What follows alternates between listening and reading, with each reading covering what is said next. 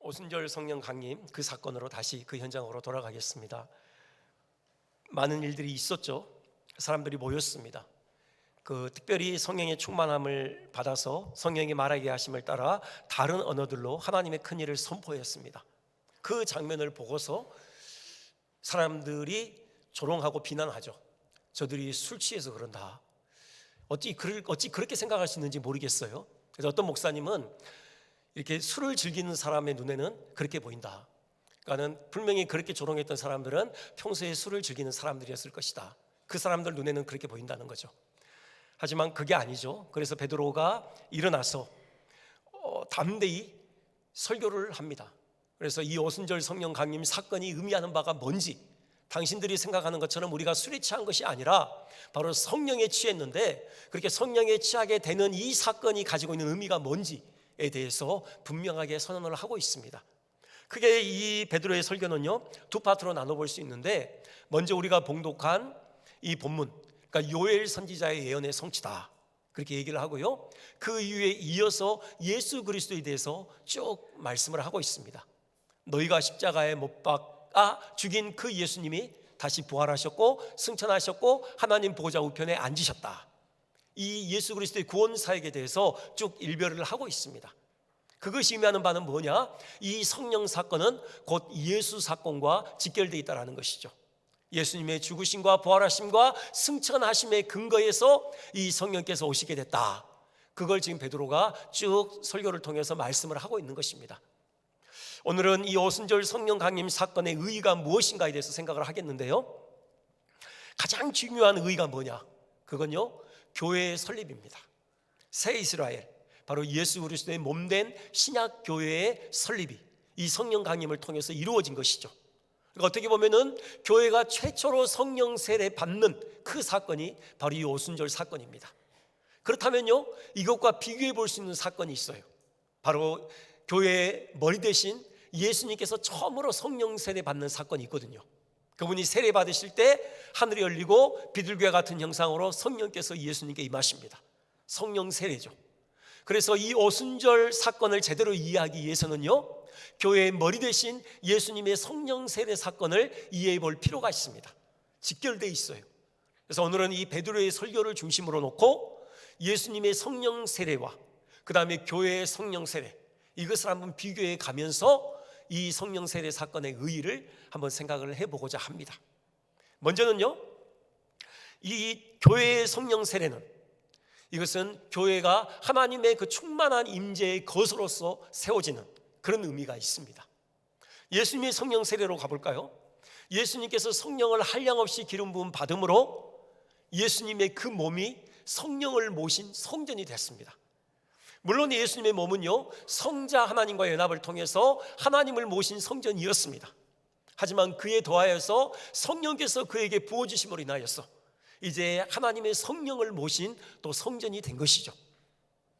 이렇게 예수님께서 성령을 모신 성전이 된 것은 한 개인으로서 성령을 받으신 게 아니에요.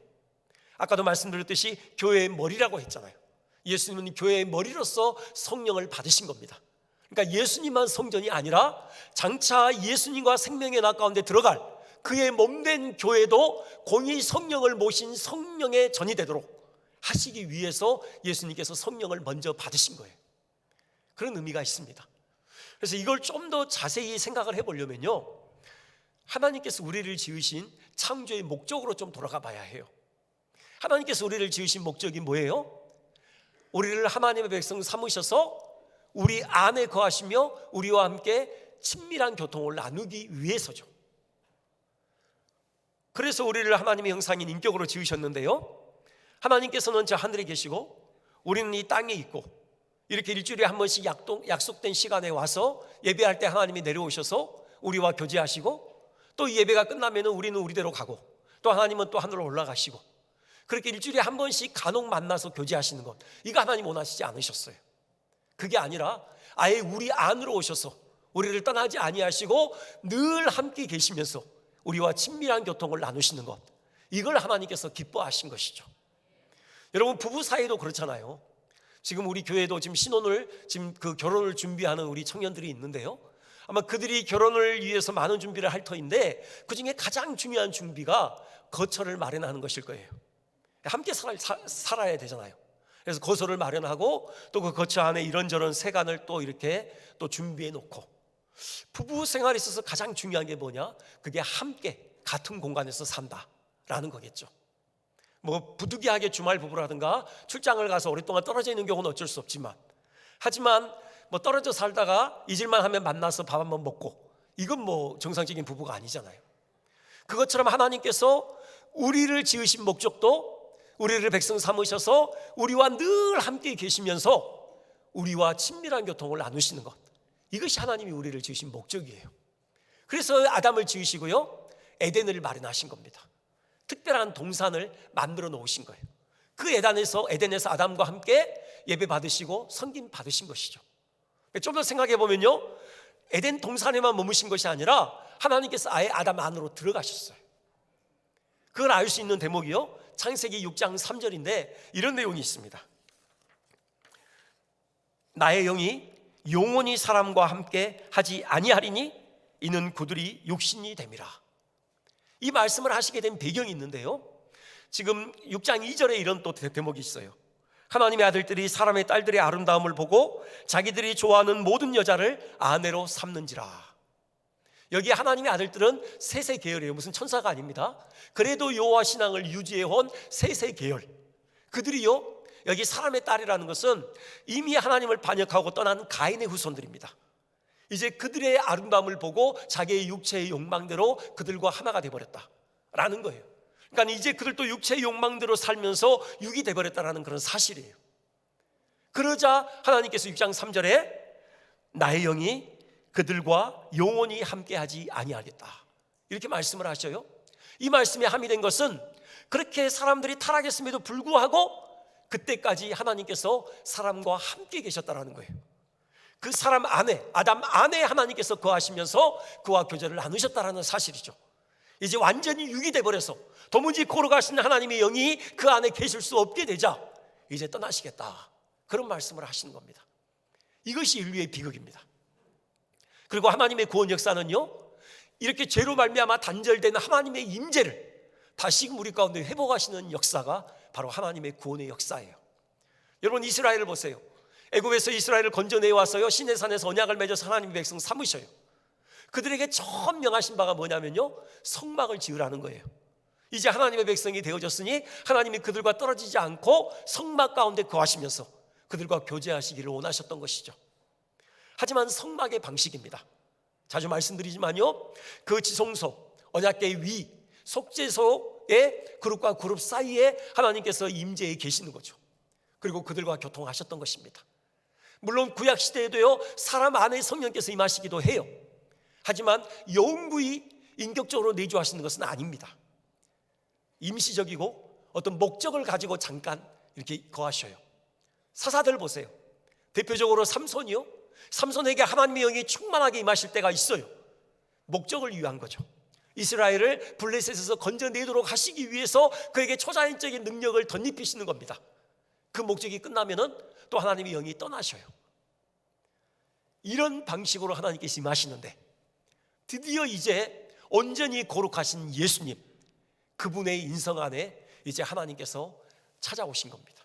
하나님의 영이 충만히 인격적으로 또 영구히 떠나지 않고 이제 거하시는 거예요. 그래서 예수님께서 하나님을 모신 참 성전이 되신 겁니다. 말씀드렸듯이 그렇게 하심은 우리에게 성령을 주시기 위함이에요. 우리도 성령을 모신 성전이 되게 하시기 위함이죠. 그렇게 하기 위해서 예수님께서 반드시 해야 될 일이 있었습니다. 그게 바로 십자가에서 당신의 몸을 깨뜨리시는 거예요. 예수님이 십자가에서 당신의 몸을 깨뜨리심으로 인하여서 예수님 안에 내주하시던 그 성령께서 그 몸에 접붙여진 우리에게까지 오실 수 있게 된 것입니다. 곧 예수님께서 십자가에 피 흘리심으로 우리의 모든 죄를 사하심으로 말미암아 우리가 그 피로 말미암아 온전히 깨끗하게 되어지자 성령께서 드디어 우리 안에까지 오시게 된 것이에요. 베드로가 이걸요 이렇게 표현하고 있습니다. 33절인데요, 우리 같이 한번 봉독해 볼까요? 자, 시작. 하나님이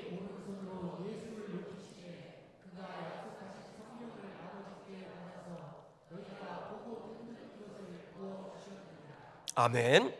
자, 하나님이 오른손으로 예수를 높이심에 이건 승천을 의미하는 거죠. 예수님의 승천과 성령 오심은 직결되어 있다는 겁니다. 예수님의 승천이 성령 오심의 근거가 된다는 거예요. 왜 그러냐? 예수님의 승천에 담겨있는 의미 중에 하나는요, 속죄 제사의 완성이에요.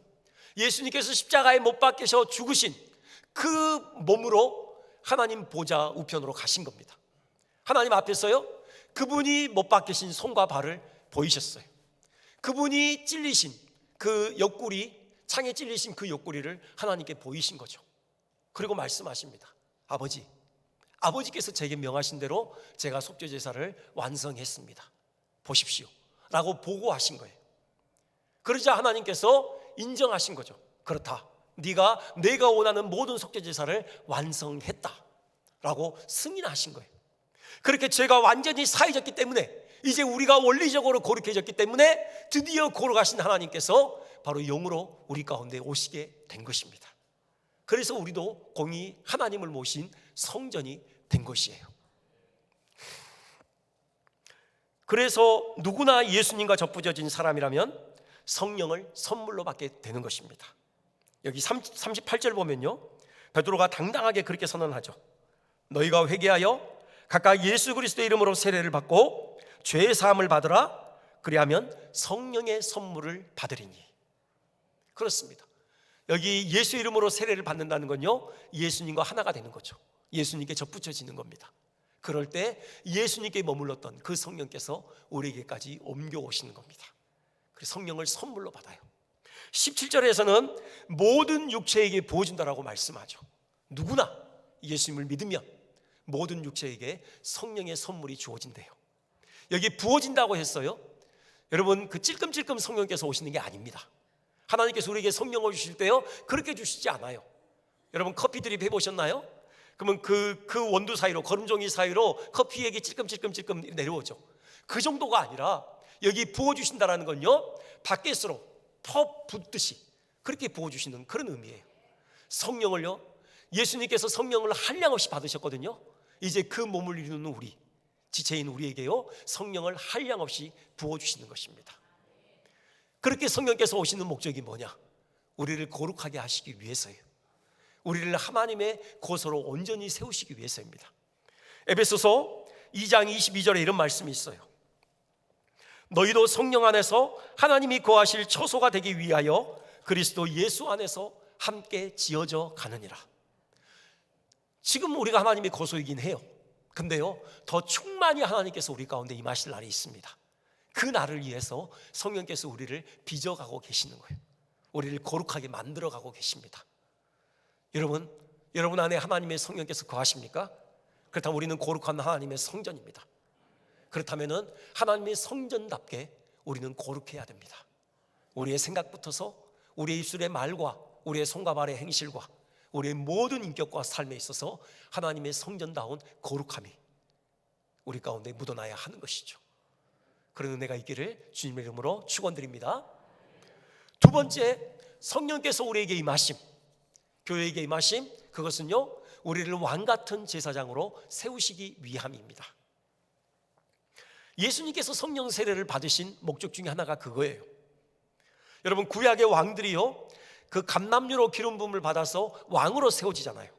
마찬가지로 예수님께서는 참 기름이신 성령으로 기름 부음을 받아서요, 하나님 나라의 왕으로 세워지셨습니다.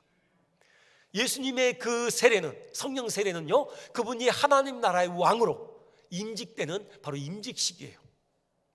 예수님께서 하나님 나라의 왕으로 세워주셔서 그 나라를 세우시는 방식이 뭐냐? 그것은 칼을 휘둘러서 사람을 제압하는 방식이 아니죠. 섬김의 방식입니다. 늘 말씀드리지만요, 피 흘림의 방식이에요.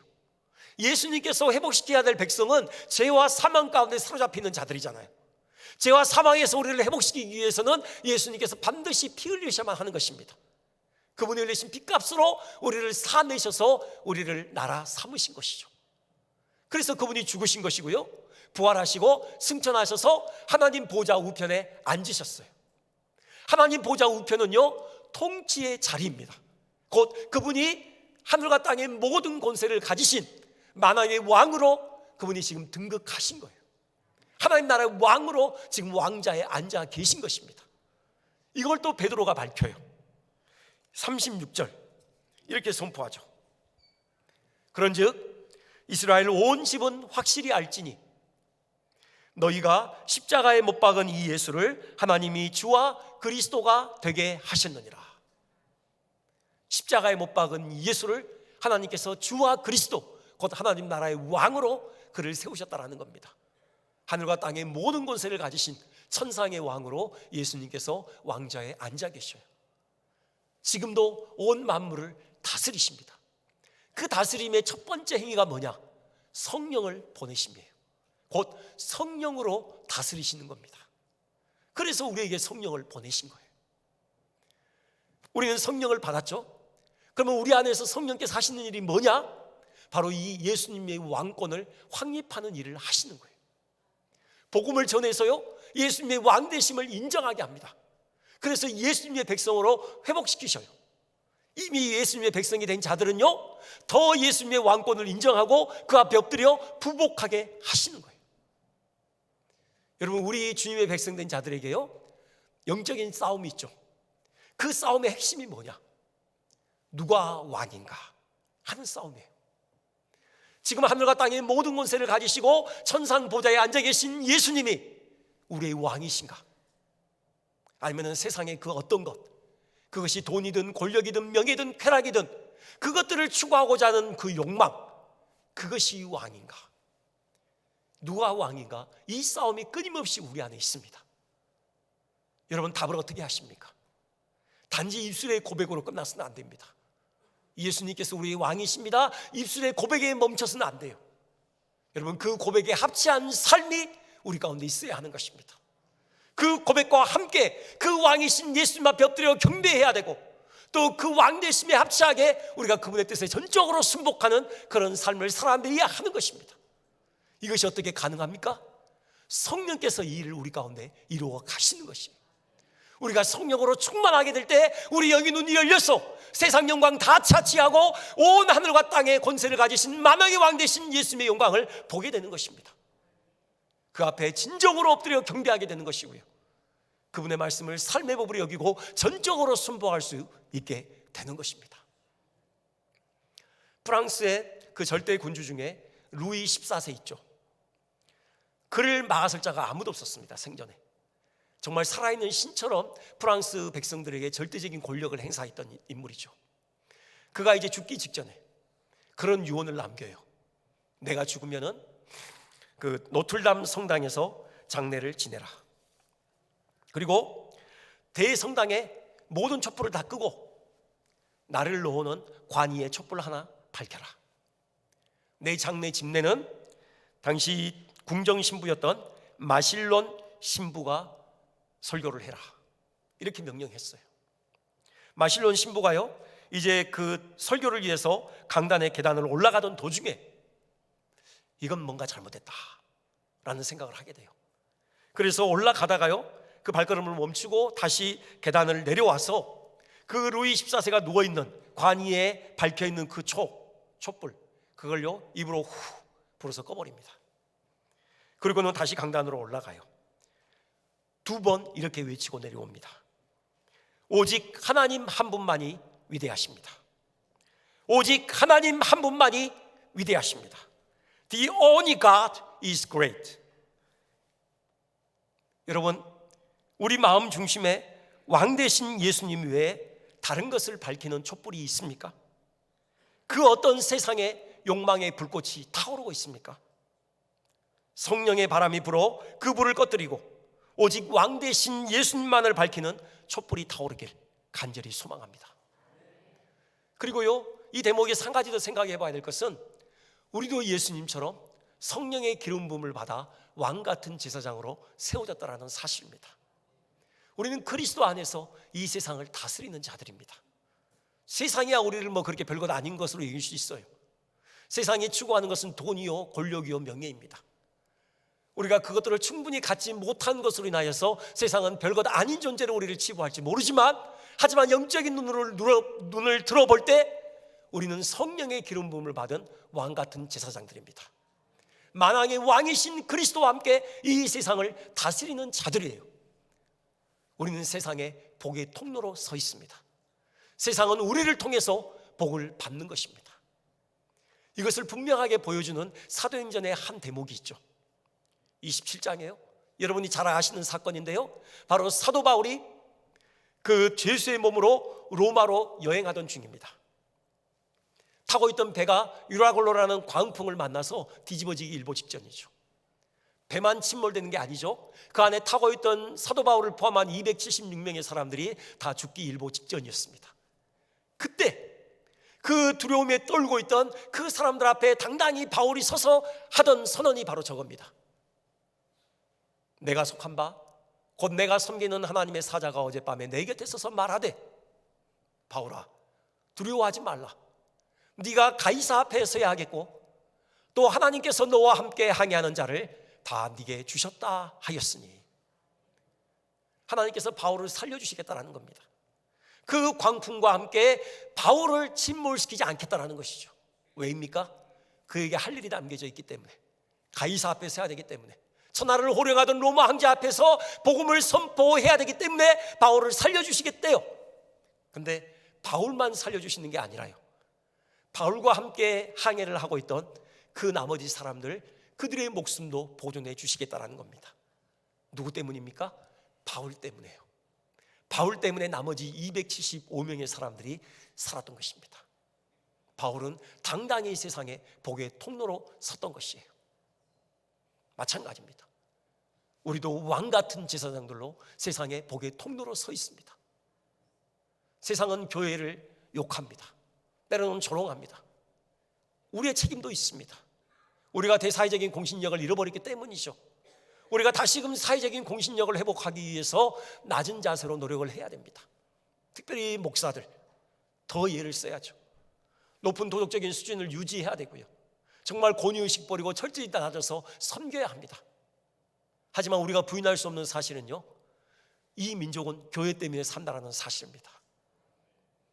하나님께서 교회로 하여금 교회의 그 사명을 감당하도록 하시기 위해서 교회의 삶의 기반으로 서 있는 이 민족에게 복을 주시는 것입니다. 이것은 우리에게 자부심을 안깁니다. 나아가서 거룩한 부담감을 안깁니다. 교회가 교회로서의 정체성을 유지할 때 이 민족이 사는 것입니다. 여러분, 우리가 성령의 기름 부음을 받은 왕같은 제사장으로 이 민족을 섬기는 복된 자들임을 기억하시고 우리에게 맡겨진 그 사명의 자리를 힘써 지키시기를 주님의 이름으로 축원드립니다. 마지막 한 가지 더 볼까요? 우리에게 성령을 주심은 물론 우리에게 권능을 덧입히심입니다. 예수님께 그랬습니다. 예수님께서 성령 세례 받으심으로 성령으로 권능을 덧입으셨습니다. 성령에 이끌리셔서요, 광야에 들어가서 금식하시면서 마귀에게 시험을 받으시고 승리하셨습니다. 성령의 도우심으로 천국 복음을 힘있게 선포하셨습니다. 성령의 능력으로 약한 자들을 치유하셨고요, 귀신을 내쫓는 그런 역사를 일으키셨습니다. 예수님께서 십자가 지심도 성령의 도우심의 결과입니다. 부활하심도 역시 성령의 능력을 힘입입니다. 이제 천상의 보좌에 앉으셔서 그 몸을 이루는 지체인 우리에게 성령을 부어주십니다. 성령의 권능으로 우리를 덧입히시는 겁니다. 이렇게 성령의 권능으로 덧입을 때 우리에게 어떤 일이 일어나는 줄 아십니까? 그게 바로 17절입니다. 하나님이 말씀하시기를, 말세에 내가 내 영을 모든 육체에 부어주리니 너희의 자녀들은 예언할 것이요 너희의 젊은이들은 환상을 보고 너희의 늙은이들은 꿈을 꾸리라. 우리 자녀들이 예언을 한답니다. 여기 예언은 하나님의 말씀을 선포하는 것입니다. 우리 자녀들의 심령에 하나님의 말씀이 충만하게 채워짐으로 그들이 말하는 것마다 하나님의 말씀이 나온다는 것입니다. 하나님의 말씀을 선포하고 축복하고 위로하고 격려하고 하나님이 하실 일들을 기대하며 선포하는 이런 일들을 하게 된다는 것입니다. 제가 한 몇 주 전에요, 아내랑 저녁에 산책하면서 이렇게 마주오는 한 일군의 아이들을 만났습니다. 서로 장난치면서 오더라고요. 근데 깜짝 놀랐어요. 그 중에 초등학교 한 고학년쯤 되는 아이가요, 여자아이인데 거침없이 막 그 거친 말을 하더라고요. 그러면서 순간 막내를 생각했습니다. 앞으로 저희도 학교 가서 저런 말 배울 텐데 어떻게 하지? 성령으로 충만할 때요, 성령으로 권능을 덧입을 때요, 그 입에서 하나님의 말씀이 나오는 것입니다. 막내 이야기 나왔으니까요. 막내가 가끔 집에서 같은 찬송을 막 큰 소리로 막 불러요. 이탈이 아주 심한데 자신 있게 아무튼 큰 소리로 부르는 찬송이 있습니다. 임재라는 찬송이요. 알아봤더니 유년부에서 매번 예배 때마다 부르는 찬송이더라고요. 그 찬송을 들을 때마다 참 유년부 전도사님 내지 선생님들에게 참 감사하는 마음이 있습니다. 어쨌든 이 아이들에게 이 찬송을 심겨줘서 너무 감사하다. 여러분, 성령의 권능을 덧입을 때 우리 아이들 입에서 찬송이 터져 나오는 것입니다. 젊은이들은 환상을 본답니다. 요즘 젊은이들을 일컫는 그 명칭이 있죠. N4 세대요. 그렇죠? 다 포기하죠. 연애, 결혼, 출산 세 가지만 포기한다고 해서 3포 세대였는데요, 지금은 취업, 내 집 마련, 인간관계, 아예 삶 자체까지 포기하는 M4 세대라고 불립니다. 여러분 생각해 보십시오. 청년이라는 이름과 N4 세대라는 이름이 어떻게 감히 어울리기나 합니까? 여러분, 청년이라는 그 단어가 우리에게 주는 이미지가 뭐예요? 그 마음에 끓어오르는 그 열정을 어떻게 감당할 수가 없어서 정말 그 에너지를 마구 분출이 되는 어떤 이런 그 열정, 이것이 바로 청년이 그 단어가 담고 있는 이미지 아닙니까? 세르반테스의 소설 돈키호테에서요, 명대사로 꼽히는 대목이 있습니다. 혹시 준비됐습니까? 이룰 수 없는 꿈을 꾸고 이루어질 수 없는 사랑을 하고 이길 수 없는 적과 싸움하고 견딜 수 없는 고통을 견디며 잡을 수 없는 저 하늘의 별을 잡자. 이게 청년의 기상 아닙니까?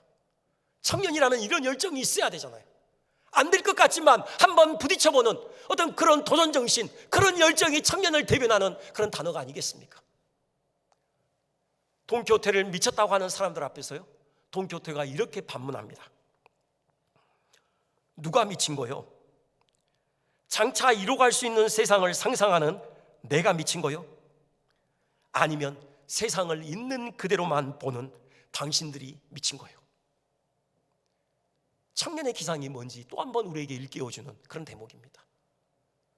그런 가슴에 그런 그 주체할 수 없는 그런 피어오르는 그런 열정을 마음껏 발산하는 그 세대가 청년 세대 아닙니까?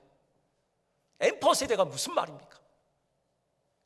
성령의 권능이 덧입을 때, 성령이 그를 충만하게 사로잡을 때 그가 환상을 본답니다. 이 환상이 뭡니까? 하나님 나라의 환상이죠. 우리 주님께서 하늘과 땅의 모든 권세를 가지고 하나님 보좌 우편에 앉으셔서 지금도 이 세상을 하나님 나라로 만들어가기 일하시는 그 하나님의 역사를 보는 눈이 열린다라는 것입니다. 그 하나님 나라의 영광에 그 심령이 붙들린다라는 것입니다. 그 나라를 위하여 기꺼이 젊음을 투척한다라는 것이죠.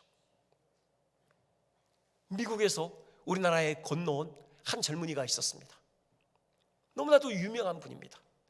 그분이 이뤄낸 업적은 정말 말로 할 수 없을 정도로 많은 업적이에요. 그리스도인만 아는 게 아니라요, 불신자들도 그분의 이름을 다 알아요. 왜냐하면요, 연세대학교 전신인 연희전문대학을 세웠어요. 경신학교 전신인 학교를 세웠습니다. 세문안교회요, 저 광화문에 있는 그 교회에 그분이 설립한 겁니다. 지금 총신대학교 신학대학원, 그 전신인 평양신학교를 그분이 세웠습니다. 그의 여러 가지 업적을 남겼어요.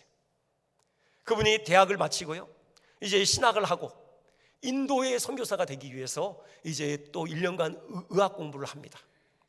그러던 차에 조선이라는 나라에 대해서 듣게 돼요. 사람들이 외칩니다. 조선으로 선교사를 파송해 주십시오. 아무도 거기에 응하지 않습니다. 그래서 이 청년이 기도하기 시작합니다. 하나님, 저는 인도로 가기로 결정되어 있고 누군가는 조선으로 가야 될 것 아닙니까? 하나님의 사람을 보내주십시오. 그렇게 기도하던 차에 하나님의 음성이 들립니다. 왜 너는 아니냐? 네가 가라. 그래서 그 음성에 순종해서 이 조선 땅에 발을 들여놓습니다. 그때 교제하던 약혼녀가 있었어요. 그와 나누던 대화의 한 대목입니다. 그곳에서는 무엇을 먹고 살고 있나요? 모르겠어. 병원은 있나요? 모르겠어. 그럼 당신은 조선에 대해 아는 게 뭔가요? 내가 아는 것은 오로지 그곳에 주님을 모르는 천만의 민중이 살고 있다는 것뿐이요. 여기에 약혼녀는 동의하지 못했고 결국 이 청년 혼자 파혼 통보를 받고 조선으로 향하게 되었던 것입니다. 이때 그의 나이가 25살이었습니다. 바로 이가 언더우드입니다. 이게 청년이잖아요. 여러분, 청년이 성령으로 충만하게 될 때 환상을 보는 겁니다. 그 환상을 이루기 위해서 앞뒤 가르지 않고 삶을 주님 앞에 드리는 거죠. 이런 역사가 일어난다는 것이죠. 늙은이들 꿈을 꾸게 된답니다. 나이가 많으신 분들, 이제 인생의 황혼기에 접어들어서 이제 생을 정리할 때가 됐다. 꾸던 꿈도 이제 다 접고 이제 생을 정리하고자 하시는 분들 계십니까? 늙은이들에게, 죄송합니다, 제어감이 좀 이상하죠? 네, 어쩔 수 없습니다. 성경에 그렇게 돼 있으니까요. 네, 성령의 권능이 덧입을 때 꿈을 꾸게 된다는 거예요. 하나님 나라의 꿈이겠죠. 세상 나라가 우리 주와 그리스도의 나라가 되어 우리 주님께서 세세토록 왕노로 다실 그 꿈을 다시 꾸게 되는 것입니다. 그리고 그 날을 위해서 내가 할 수 있는 일이 뭔가를 생각하는 거죠. 그래서 무릎을 꿇는 것입니다. 한 영혼이라도 더 주님 앞에 돌아가기를 사모하는 심령으로 그 영혼 붙들고 주님 앞에 나아가 씨름하는 것입니다. 주의 몸 된 교회의 부흥을 위하여서 간절하게 하나님 앞에 부르짖게 되는 것이죠. 이 결과가 무엇입니까? 우리 한번 21절 우리 한 목소리로 함께 봉독하겠습니다. 자, 시작. 누구든지 주의 이름을 부르는 자는 구원을 받으리라. 아멘. 이런 역사가 있게 되는 것입니다. 우리가 성령으로 충만하게 되므로 성령의 권능을 덧입고 그 환상과 꿈을 가지고 하나님의 말씀을 예언할 때 많은 사람들이 주께로 돌아오는 생명의 열매가 풍성히 맺혀질 것을 기대합니다. 우리 교회를 통하여 이런 역사가 있기를 간절히 소망합니다.